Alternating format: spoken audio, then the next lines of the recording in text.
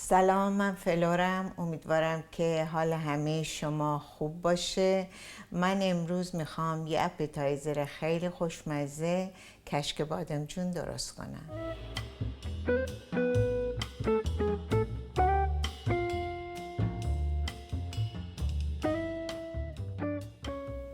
همطور که میبینید من یه مقدار بادمجون دارم که اینا رو من پوست کردم و یکیشو گذاشتم که جلوی شما پوستشو بکنم. علت این که یک کمی رنگ بادمجون من تیره هست به این خاطره که من 2 ساعت تقریبا قبل از این که من اینا رو سرخ بکنم بهش نمک زدم و این نمک باعث میشه که یه مقداری آب بادمجون گرفته بشه و بادمجون زودتر سرخ بشه.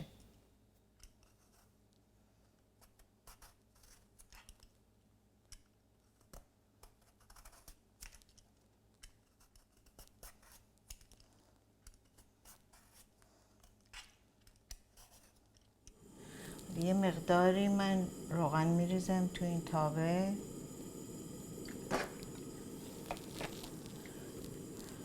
و بعد بادمجونامو میذارم سرخ بشه.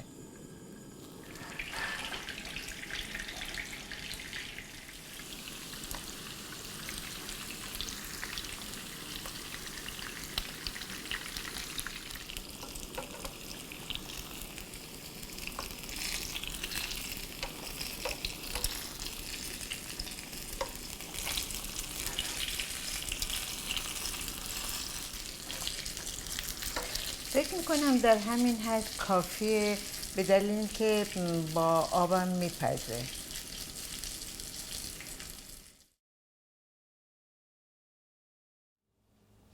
حالا من سیرم رو خورد میکنم و بعدشم سرخش میکنم.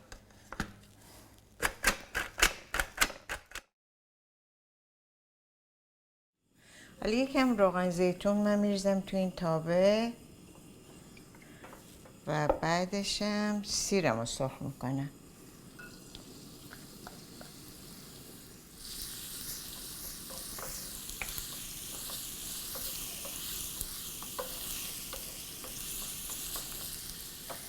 یکم بیشتر.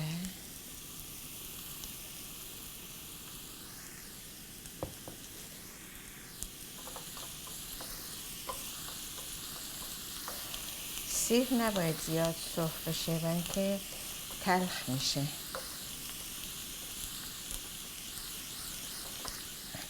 من الان زردچوبه‌شو میریزم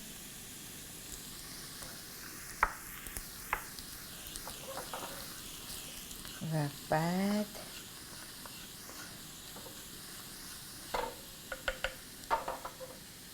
خاموشش میکنم.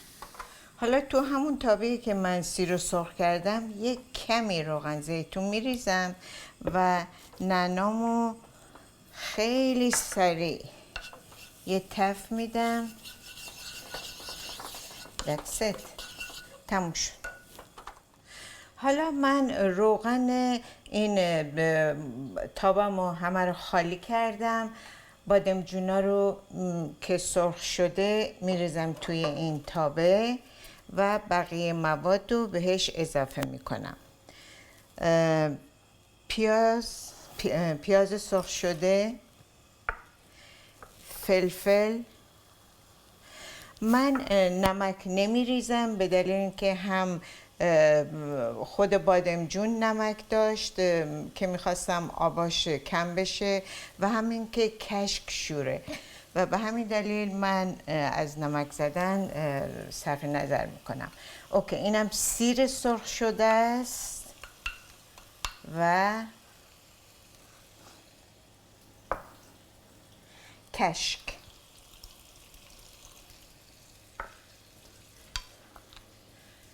اینم از نعنای سرخ شده ما. حالا من 1 کاپ آب جوشیده بهش میریزم. حدود 1 ربع تا 20 دقیقه میذارم با حرارت ملایم بپزه. درشم میذارم. الان یه حدود 7-8 دقیقه هست که این بادمجونم داره میپزه. الان من اینو با گوشتکوب کاملا لهش میکنم.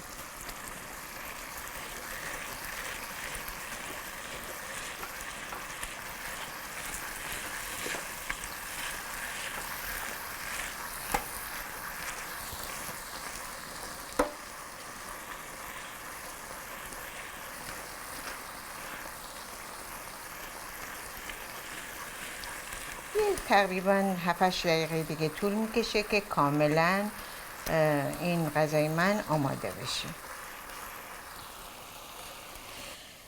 این دقیقه های آخر رو من مرتب به همش میزنم که یه وقت تن نگیره.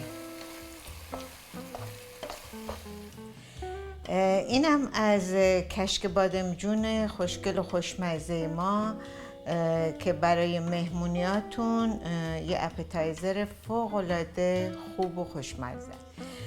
حالا من یک کمی از این کشک بادمجون خوشگل و خوش عطرم که با پیاز داغ و کشک و نعنا داغ تزیینش کردم میخورم ببینم چطور شده.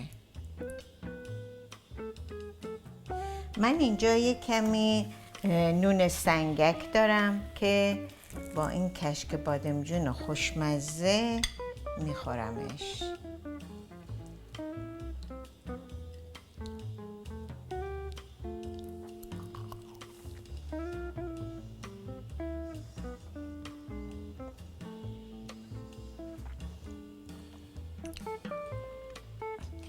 فوق‌العاده خوشمزه است.